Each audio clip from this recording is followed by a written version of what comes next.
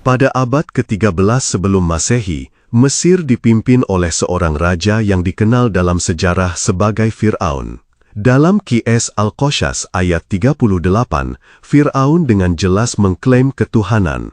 Aku tidak mengetahui Tuhan bagi kalian selain aku. Ia memerintahkan pembangunan menara tinggi dari batu agar bisa melihat Tuhan Musa. Saat itu, Bani Israel hidup dalam perbudakan brutal. Mereka dipaksa bekerja keras dan banyak bayi laki-laki dibunuh. Dalam keadaan ini, lahirlah seorang bayi dari keluarga Bani Israel namanya Musa. Ibunya diperintahkan Allah untuk menghanyutkan Musa ke sungai, dan dengan izin Allah, bayi itu justru ditemukan oleh keluarga kerajaan. Musa tumbuh di istana musuhnya tanpa disadari oleh sang Fir'aun. Inilah awal dari salah satu kisah paling penting dalam sejarah kenabian. Klik suka jika kamu tertarik dengan sejarah dalam Al-Quran. Follow @ksatria_muslim untuk melanjutkan kisah Musa dan Fir'aun di part 2. Setelah dewasa, Musa meninggalkan Mesir dan tinggal di negeri Madian selama bertahun-tahun. Di usia 40 tahun, ia mendapat wahyu pertamanya di Bukit Tursina.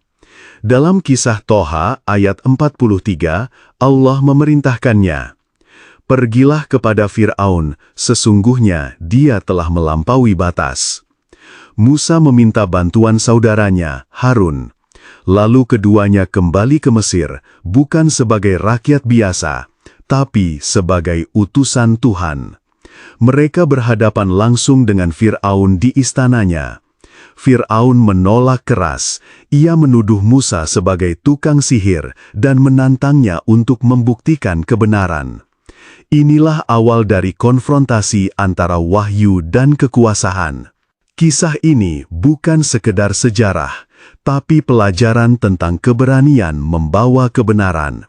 Follow @ksatria_muslim untuk menyimak pertarungan mukjizat di part 3.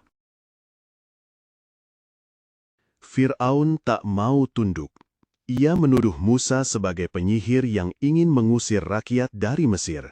Dalam Qiyas Al-A'raf ayat 109 hingga 112, Fir'aun mengumpulkan penyihir-penyihir terbaik Mesir untuk melawan Musa.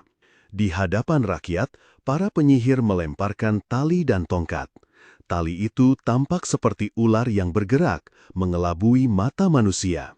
Lalu Musa melemparkan tongkatnya. Dengan izin Allah, tongkat itu benar-benar menjadi ular besar dan menelan semua sihir mereka. Dalam Qiyas Toha ayat 70, para penyihir langsung sujud. Mereka berkata, "Kami beriman kepada Tuhan Harun dan Musa." Bahkan, para penyihir itu lebih dulu beriman daripada bangsawan istana sendiri. Keimanan bukan soal status. Bahkan, mantan musuh pun bisa menjadi hamba terbaik. Follow @ksatria_muslim untuk melihat bagaimana Fir'aun membalas mereka di part 4. Fir'aun tak terima dikalahkan. Ia berseru dalam Qiyas Al-A'raf ayat 124. "Aku akan membunuh anak-anak kalian dan menyisakan hanya wanita-wanita kalian." Ia memerintahkan penindasan baru. Bani Israel dipaksa bekerja lebih keras, diberi makanan sedikit, dan dipagari kota mereka agar tak melarikan diri. Dalam tafsir Ibnu Katsir disebutkan, para pekerja tua dan lemah dipaksa terus mengangkat batu, sedangkan para pemuda ditangkap untuk dipenjara atau dibunuh. Namun, di balik penderitaan itu, Allah memerintahkan Musa memanjatkan doa. "Ya Rob kami, limpahkanlah kepada kami kesabaran, dan jadikanlah pendamping kami dari keluarga kami, penolong yang menolong kami." Qiyas Al-A'raf 126. Keimanan dan doa menjadi satu-satunya senjata mereka dalam kesulitan. Jika kau pernah dipaksa diam, tulis di komentar, "Aku bersabar," dan tag teman yang perlu tahu bahwa doa adalah kekuatan sejati. Follow @ksatria_muslim untuk part 5 saat Allah menyiapkan jalan keluar bagi Bani Israel. Musa dan kaumnya terjebak. Di depan mereka, laut luas. Di belakang, Fir'aun dan pasukannya bersenjata lengkap. Bani Israel panik, tapi Musa berkata, Quran Asy-Syu'ara 62, "Sekali-kali tidak akan tersusul, sesungguhnya Tuhanku bersamaku, Dia akan memberi petunjuk kepadaku." Allah mewahyukan kepada Musa, "Pukullah laut dengan tongkatmu." Quran Asy-Syu'ara 63. Lalu laut itu terbelah dan tiap belahan menjulang seperti gunung besar.